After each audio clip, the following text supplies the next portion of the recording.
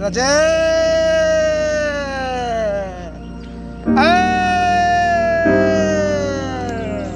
राजा यहाँ आओ, राजा यहाँ आओ, ये कहकर बस एक बार बुलाया और आसपास के जंगल से जंगली मोर भागते हुए उसके पास आ गए।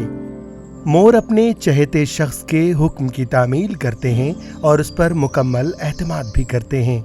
जब भी वो उन्हें पुकारता है वो दौड़े चले आते हैं और उसका दिया हुआ दाना खाते हैं। वो उसके साथ रक्स करते हैं और कुंबे की तरह साथ में वक्त गुजारते हैं। जब वो जाता है तो मोर भी चले जाते हैं। उड़ीसा की दारुल हुकूमत भुवनेश्वर से तकरीबन 15 किलोमीटर दूर नारज में इंसान और मोर के माबैन मोहब्बत को देखने के लिए लोगों का हुजूम उमड़ता है। ये कान्हू बेहरा हैं जिन्हें मोरवादी के जूनियर पीकॉक मैन के नाम से जाना जाता है। ये पानू बेहरा के पोते हैं जिन्हें उड़ीसा का पहला पीकॉक मैन कहा जाता है। सन 1999 में आने वाले खौफनाक तूफान के बाद पानू बेहरा के पास 3 मोर आए और पानू ने उन्हें बचाने का फैसला किया। आहिस्ता आहिस्ता उन जंगली परिंदों के तई प्यार से पानू बेहरा के पास मोरों की तादाद में इजाफा होता चला गया। उस दौरान 26 मई सन 2017 को पानू बेहरा की मौत हो गई। इन मासूम परिंदों के तई अपने दादा का लगाव देखकर कान्हू ने इसी दिन से उन जंगली परिंदों की जिम्मेदारी अपने जिम्मे लेने का फैसला किया। कान्हू उन परिंदों की इस तरह देखभाल करते हैं जैसे कि वो उनके कुंबे के फर्द हों। जानवरों और परिंदों के तई कान्हू के गहरे लगाव और प्यार को देखते हुए कबूतर और मैना जैसे कई दूसरे परिंदे भी दाना चुगने के लिए वहाँ इकट्ठा हो जाते हैं।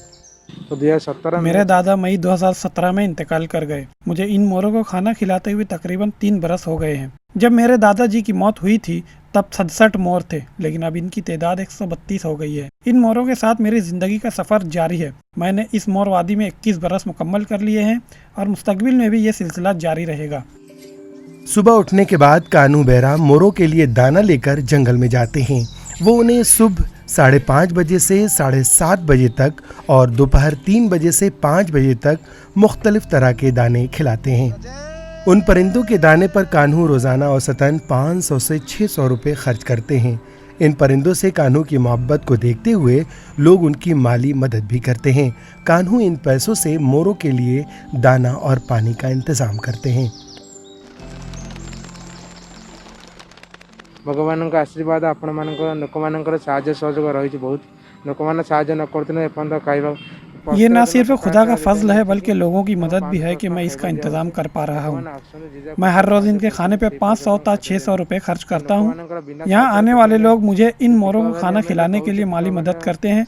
ये उनकी मदद के बगैर मुमकिन नहीं है। गूगल मैप हो कि सारा देश ओडिशा देश पहुँची केवल लोक मान ही पीकॉक वैली आज इस स्थान में पहुँची। ये इंतहाई अफसोस की बात है कि मोर को कौमी परिंदे की हैसियत से तस्लीम करने के बावजूद रियासती हुकूमत की जानिब से उनके लिए कोई बंदोबस्त नहीं किया गया है। मुतादिद तबकात की जानिब से मुतालबा किया गया है कि जिस जगह पर बड़ी तादाद में मोर इकट्ठा होते हैं उस जगह को सयाहती मकाम और मोर कंजर्वेशन सेंटर करार दिया जाए।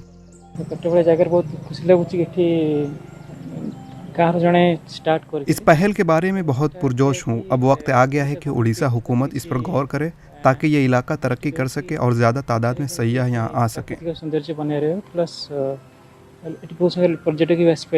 मयूर हूँ गोटे जातीय पक्षी जहाँ पिला माने केवल मोर हमारा कौमी परिंदा है। हमारे बेशतर बच्चे इसे किताबों में देखते हैं। अब वो उन्हें यहाँ जिंदा देख सकेंगे। हुकूमत को चाहिए कि वो इस मकाम को मोर कंजर्वेशन सेंटर बनाने के लिए पहल करे ताकि यहाँ आने वाले लोगों को बड़ी तादाद में मोर दिखाई दे। एवं बहु संख्यार मयूर एठी एककालीन देखिबार सुयोग मिलता।